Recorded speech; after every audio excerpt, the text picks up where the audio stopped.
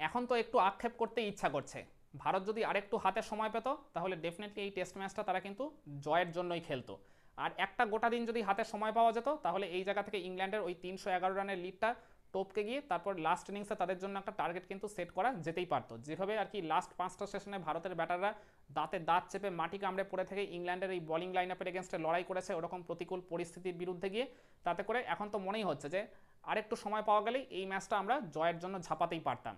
এই জায়গায় ডেফিনেটলি মানে আমি দায়ী করব ওই মানে ইংল্যান্ডের প্রথম ইনিংসে ভারত যে তাদেরকে বেশ কয়েকটা চান্স দিয়ে দিয়েছিল আনসুল কম্বোজের ওই পার্টিকুলার ডেলিভারিতে, ওই ধ্রুব জুরেল যদি ওই অলিপপের ক্যাচটা মিস না করতেন তাহলে ডেফিনেটলি ইংল্যান্ড প্রথম ইনিংসেই 669 তুলতে পারতো না।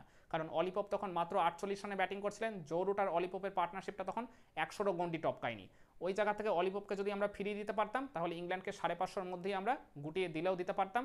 আর এছাড়া ওই ইংল্যান্ডের 9th উইকেটে বেন স্টোকস আর ব্রাইডন কার্সের মধ্যে যে একটা 95 রানের পার্টনারশিপ গড়ে উঠলো, যে জুটিটার উপর ভর করে ইংল্যান্ড তাদের যে আর কি এক্সপেক্টেড টোটালটা মনে হচ্ছিল তুলবে সেখান থেকে আরও 100টার বেশি রান তুলে ফেললো। মনে হচ্ছিল যে 550-র মধ্যেই আমরা ইংল্যান্ডকে গুটিয়ে দিতে পারবো, সেখান থেকে ইংল্যান্ড কিন্তু 669 তুলে ফেললো, মানে প্রায় 700-র কাছাকাছি। আর যার জন্য ওই 9th উইকেটে আনএক্সপেক্টেডলি বেন স্টোকস আর ব্রাইডন কার্সের 95 রানের জুটিটা দায়ী ছিল।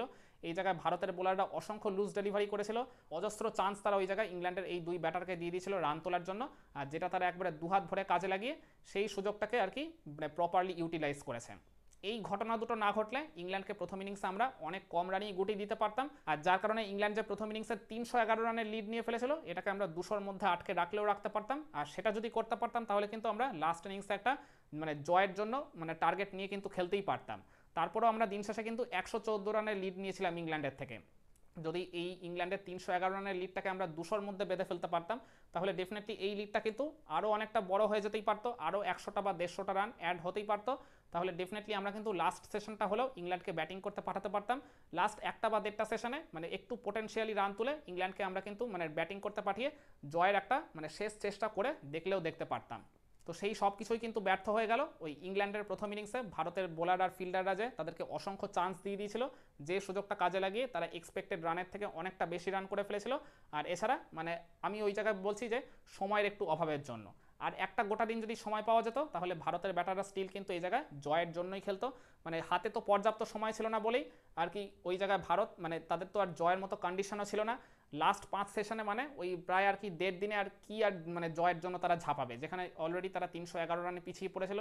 তো সেই রানটাকে মেক আপ করতে গিয়েই তো আর কি অনেক সময় চলে যাওয়ার কথা, সেটাই আলটিমেটলি হয়েছে। ওই রানটাকে মেক আপ করে ইংল্যান্ডের জন্য যে একটা পর্যাপ্ত টার্গেট তারা লাস্ট ইনিংসের জন্য সেট করবে সেটার জন্য আর পর্যাপ্ত পরিমাণে সময় ছিল না। যদি ভারত এই জায়গায় একটু তাড়াহুড়ো করতে যেত, কারণ মানে কয়েকটা সেশনে তারা কিন্তু বেশ স্লো ব্যাটিং করেছে, মানে জাস্ট টাইম ওয়েস্টের জন্যই খেলেছে।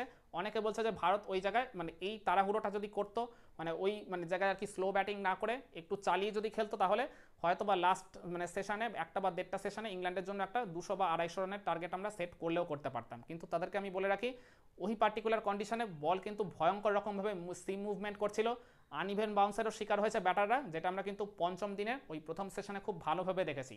পুরোনো বলটাও ইভেন আর কি ব্যাটারদের যথেষ্ট টাফ টাইম দিয়েছিল, অনেকগুলো আর কি মানে মাইনর ইঞ্জুরিরও শিকার হয়েছে ভারতের ওই শুভমান গিল আর কে এল রাহুলরা। তো সব কিছু পেরিয়ে মানে ভারত যে ওই রকমভাবে ব্যাটিং করেছে ওই দুইটা সেশনে খুব রক্ষণাত্মকভাবে, সেটা কন্ডিশনের সাথে মানিয়ে ব্যাটিং করেছে। ইভেন সিচুয়েশন যে ডিমান্ডটা করছিল তার সাথে মিল রেখেই তারা কিন্তু প্রপার ব্যাটিংটা করেছে। ওই জায়গায় যদি একটু তাড়াহুড়ো করে ওরকম চালিয়ে ক্রিকেট খেলতে যেত তাহলে এটা কিন্তু হিতে বিপরীতই হতে পারতো, তাহলে কিন্তু ভারত আর মানে এই টেস্ট ম্যাচটা ড্র করতেও পারতো না, ইভেন মানে হেরেই আমাদের আসতে হতো, মানে এই শেষ দিন শেষ বেলা পর্যন্ত আর খেলাও গড়াতো না। ইভেন ওই ক্রিকেট বিশেষজ্ঞরা যে আর কি ওই মতামতটা দিয়েছিল যে পঞ্চম দিন খেলা গড়ালে সেটা নাকি একটা মিরাকেল হতো, তাদের ওই ভবিষ্যৎবাণীটাই কিন্তু দিন শেষে সত্যি হয়ে যেত। তো সেটাই হতে দেয়নি ভারতের এই লাইন আপের ব্যাটাররা, তারা একদম কন্ডিশন বা সিচুয়েশনের সাথে মানে খাপে খাপ রেখেই বলতে গেলে একেবারে নিজেদের ন্যাচারাল ক্রিকেটটা খেলেই তারা পোটেনশিয়ালি এই টেস্ট ম্যাচটা ড্র করে ফিরতে পেরেছে। কিন্তু তারপরে ওই একটা আক্ষেপ থেকেই যাচ্ছে, যদি হাতে আর একটা গোটা দিন সময় পাওয়া যেত কিংবা যদি ইংল্যান্ডের প্রথম ইনিংসে ভারতের বোলার আর ফিল্ডাররা যদি ওই ভুলগুলো না করতেন তাহলে তো ডেফিনেটলি ইংল্যান্ডকে আমরা 311 রানের লিড দিতাম না, লিডটা আরও অনেক কম হতো। তাহলে এই টেস্ট ম্যাচটা জয়ের জন্য ব্যাটাররা শেষমেশ একটা চেষ্টা করে দেখলেও দেখতে পারতো। একমত হবেন আমার এই পয়েন্টগুলোর সাথে? আপনারা কমেন্টে জানান।